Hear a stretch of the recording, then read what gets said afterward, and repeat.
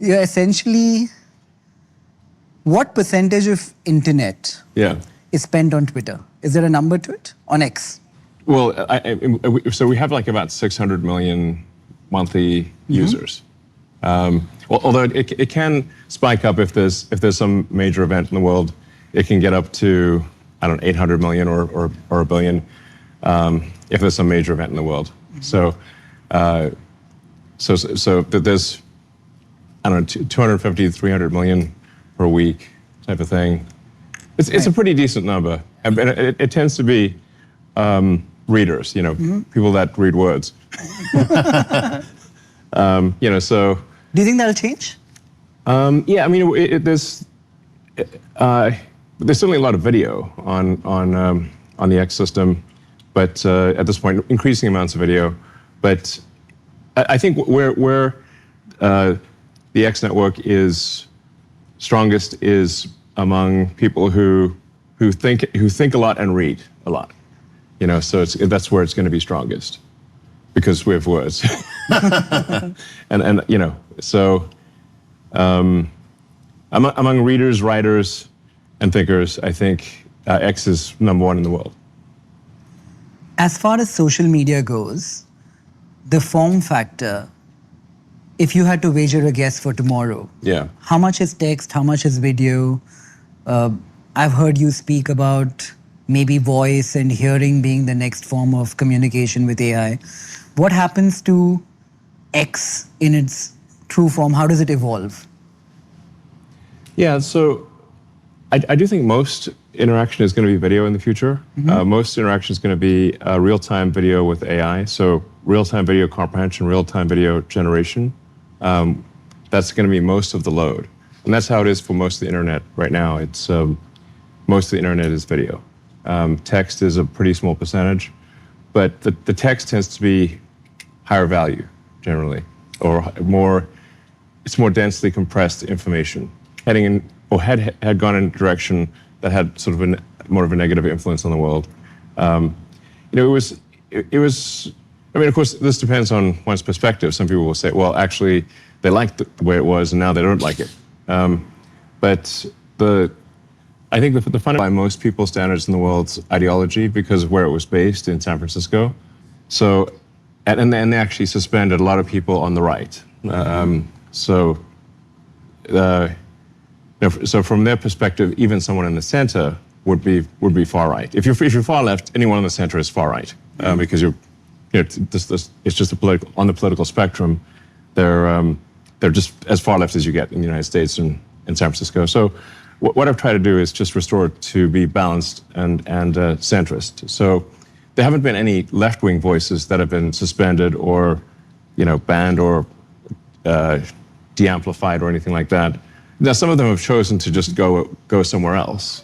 But at this point, it is the operating principle. Audience. Yeah.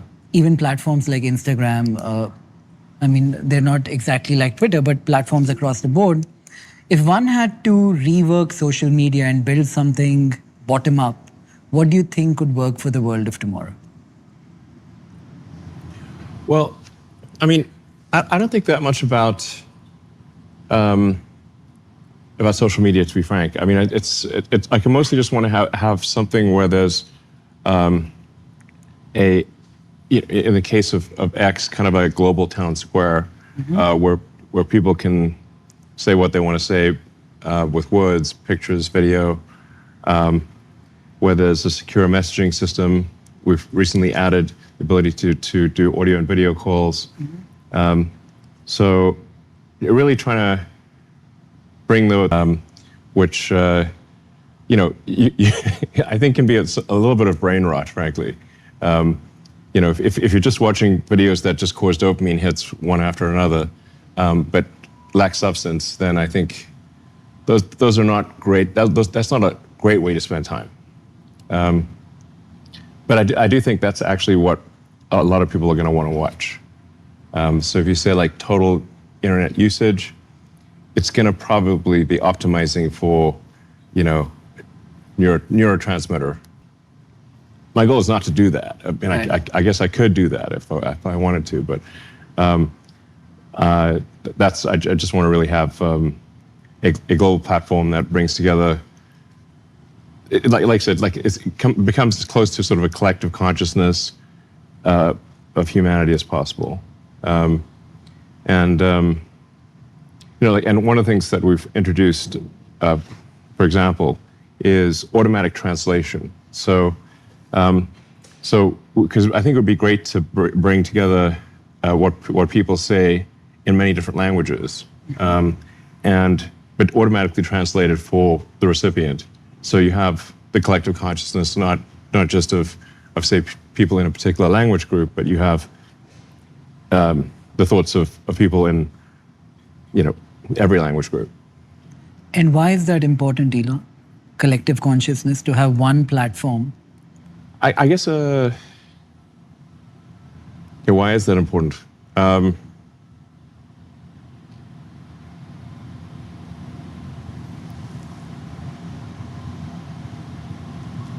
I guess it's, you could also say like why, if you consider humans, like humans are composed of around 30 to 40 trillion cells. And there's trillions of synapses in your mind.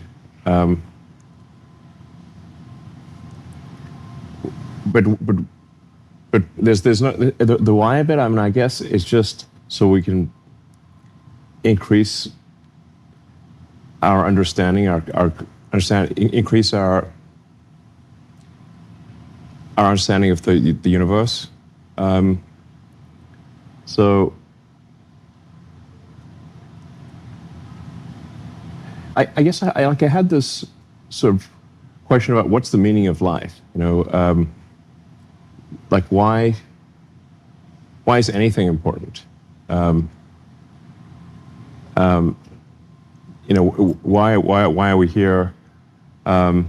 What's the origin of the universe? What is the end? What are the questions that we don't even know to ask? And probably the questions we don't even know to ask are the most important ones. So I'm just trying to, I guess, understand what's going on.